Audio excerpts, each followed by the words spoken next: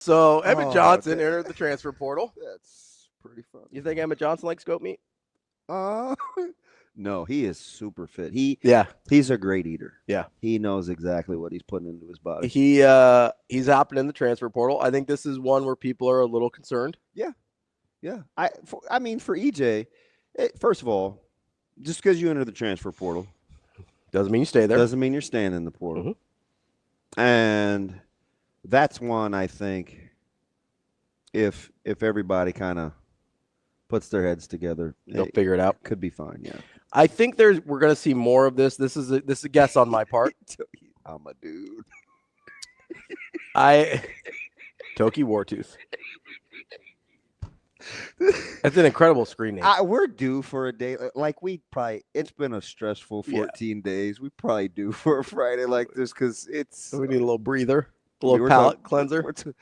Dude, you see the boom? I don't get the boombox jokes. That's say anything. I do get I want my $2 though. I don't know that one. That's the little dude was on the bike. The paper like $2. I want my $2. Like Debo and Friday. Yeah, except a lot smaller and white. Okay. And a child. Oh, so I almost had it.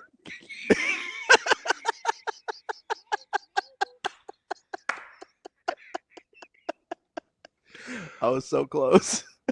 Yeah, not quite Debo. Not actually anywhere near Debo. They both had a bike though. Yeah, they were both on a bike. One was used for a paper route. The other was just taken. He was doing other kind of routes, I think. Oh yeah. You're right there? Yep, I'm good. I think EJ's one of those guys that he's real thoughtful, mm-hmm. and I think he understands kind of his value and versus his worth to the program in terms of what he's given. I'm not talking about necessarily money, mm-hmm. although he may, because on the open market he might be worth more.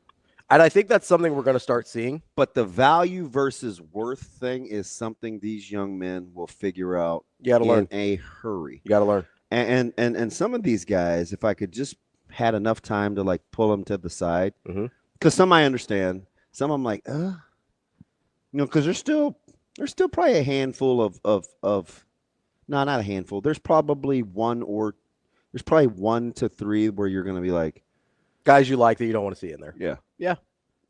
So. I mean, honestly, if it's only 1 to 3, I think that's good. Like, I would expect that number to be higher.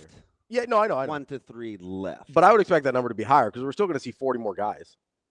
Yeah. Probably. In some capacity. Yeah. And a lot of those are going to be walk-ons or guys that never played or were never going to play. But, like, with 40 guys left, I would expect more than 1 to 3 to be guys that I am not thrilled to see leave. Yeah.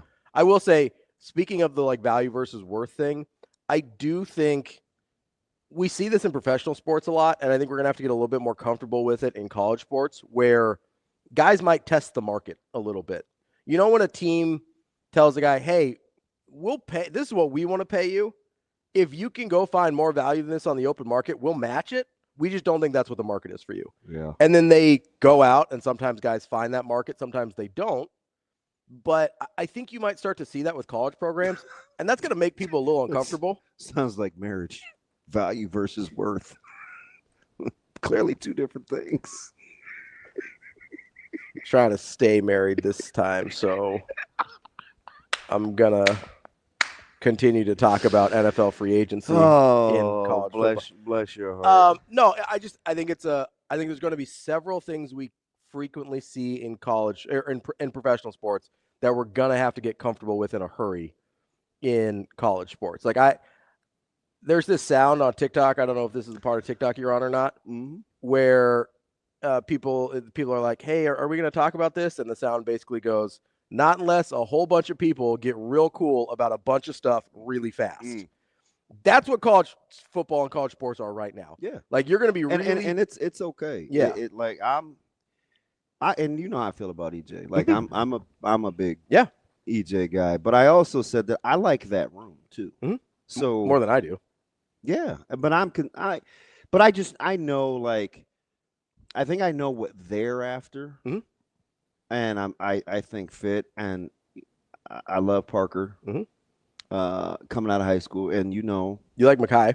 well, yeah, I tried to tell you guys about him You like Mackay Nelson a lot? from day one. That's a guy that came in late, so I wasn't surprised that he didn't really get run this year. But I think that's a guy you can look for next year. You still got Dowdell. You got Jamarion Parker coming in. I don't know what their plans are for Connor Booth, but that'll be interesting to see. Yeah, I don't know how quick he'll be ready. And he's kind of the complementary piece of the big guy. Yeah. So maybe the role that a Liebentritt would have had, Yeah. except could carry the ball. Yeah, a little bit more dynamic. Yeah, I could definitely see that. So I don't know. Like I wouldn't necessarily close the door on EJ, but if I'm not, again, it's a guy I talk to a ton, and I understand.